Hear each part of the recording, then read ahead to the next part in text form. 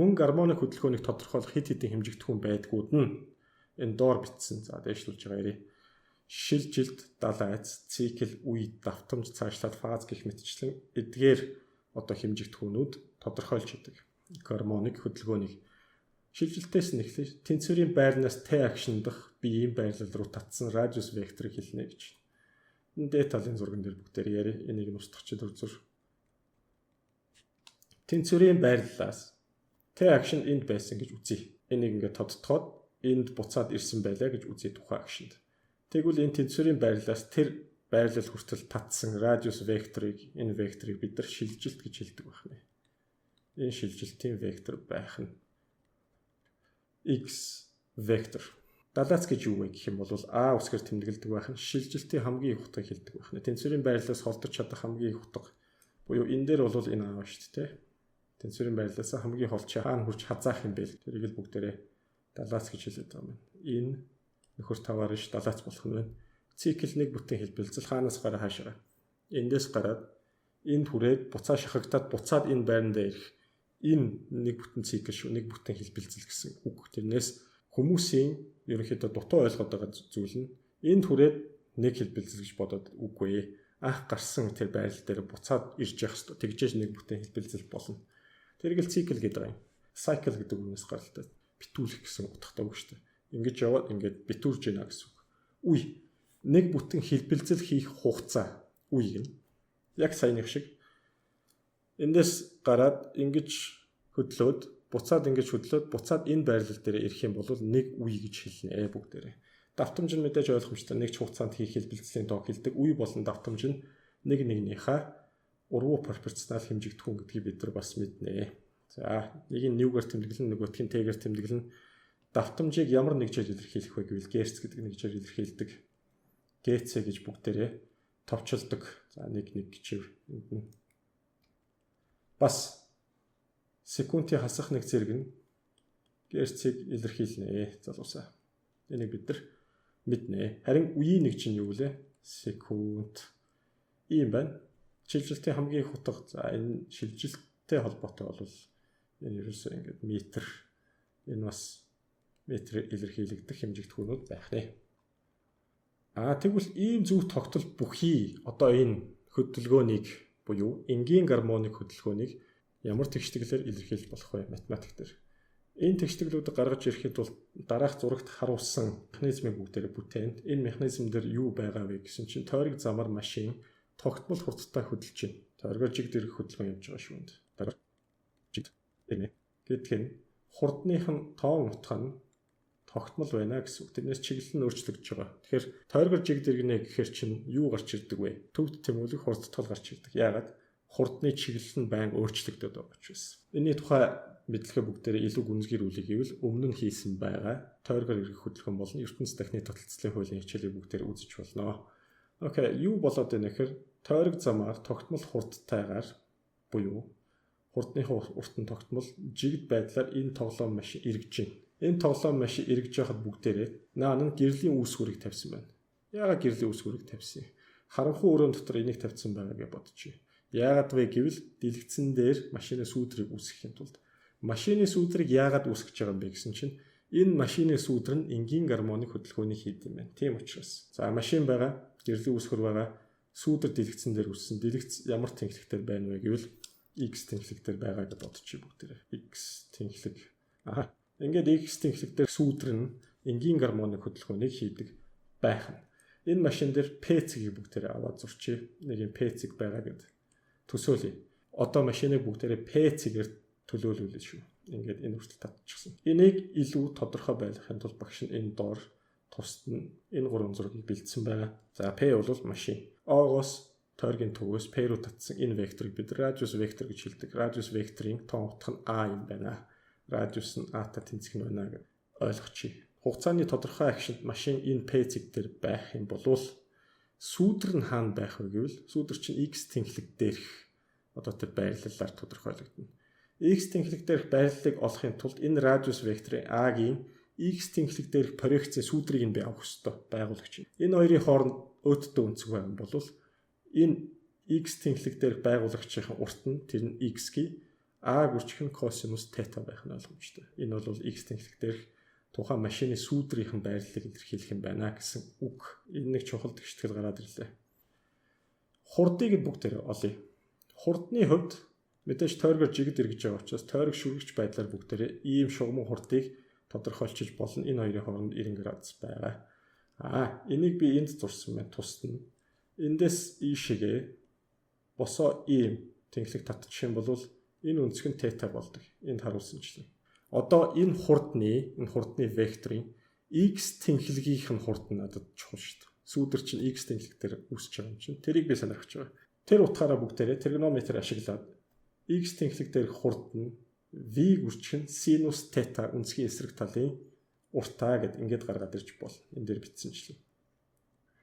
Харин хасах гэж үгс үг нь бэхээр хасах гэж үзэж байгаа x-ийн тэр чиглэл рүү харж ийна л гэсэн үг. Тухайн хурд маань ийшээгээ харж ийна л гэсэн санааг илэрхийлнэ. Ийшээгээ хасах нөгөө тал руугаа нэмэх байдаг учраас.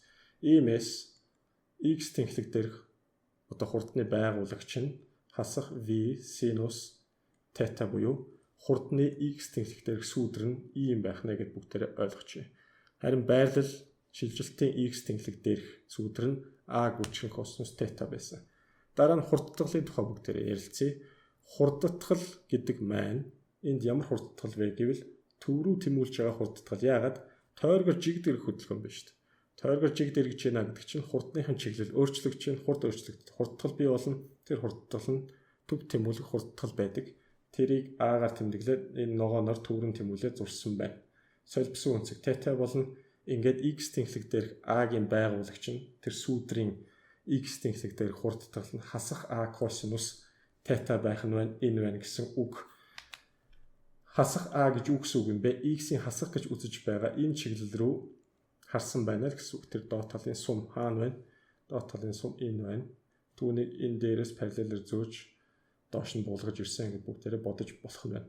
Ингээд гурван тэгшгэлтэй боллоо. Эхнийх нь x a косинус тета, дараагийнх нь x тэнцүү хасах a омега синус омега тета, a x тэнцүү хасах a омега косинус омега тета. Юун баахан омега болоод нөгөө цикл тойрох давтамж болоо явчихваа. Гэвэл би нэг ийм юм хэлмээр байна энд. За энэ гурван тэгштгэл байгаа л гэж үзчихье.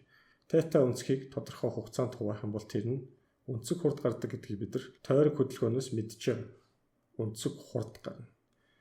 Нэг ч хугацаанд явсан өнцгийн хэмжээг өнцөг хурд гинэ радиан секунд гэдэг нэгжтэй.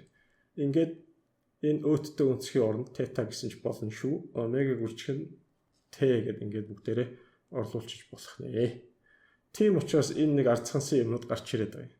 За дараагийн арцганалт нь юу вэ гэвэл энд байгаа а гэж хий юм бэ гэхээр энэ x шилжилтийн хамгийн их утга буюу түүнийг далаац гэж хэлнэ. Тэнцвэрийн байрлалаас хазаах хамгийн их зайг далаац гэж байна. Тэрийг дээр тодорхойлсон.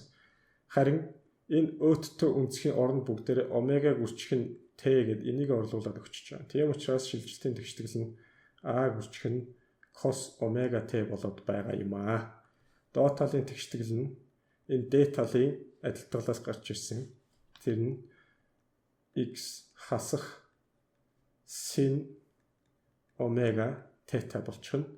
Нөгөөх нь 3 дахь энэ c зурган дээрээс гарч ирсэн. Тэр маань ax хасах a үржих нь cos омега т гэдэг.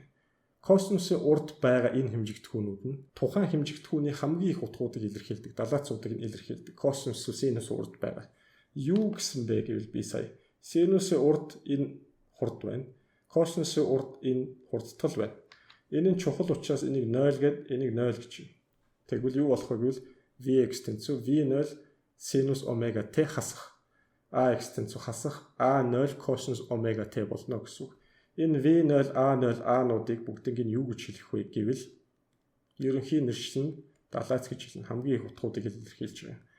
Урд нь тэмдэг нэр зооё гэх юм бол шилжилтийн далаац, хурдны далаац, хурдтгалын далаац гэж бүгдээрээ хэлэх нь хамгийн ихтэй энэ дээр очно гэсэн үг. Яагаад синус косинус ч хамгийн ихтэй нэмэх нэг шүү дээ. Тийм учраас хамгийн их утга тэр A0 V0 байж харах нь байна. Эдгээрийг хэлчихлээ. Тэгвэл яаж явснаа гинт хасах A омега болоод туучваа гэвэл бүгдээрээ ингэж бодъё. Ер нь энэ хурдыг яаж болт юм бэ? Хурдыг шугам хурд гэдэг бол өнцөг хурдыг радиусаар үржүүлж олдог шүү дээ. Гэтэл радиус нь энд А байгааг бид нар энэ дээр хамгийн анх бичсэн. Тийм учраас А омега нь эндээс гарч ирж байгаамаа.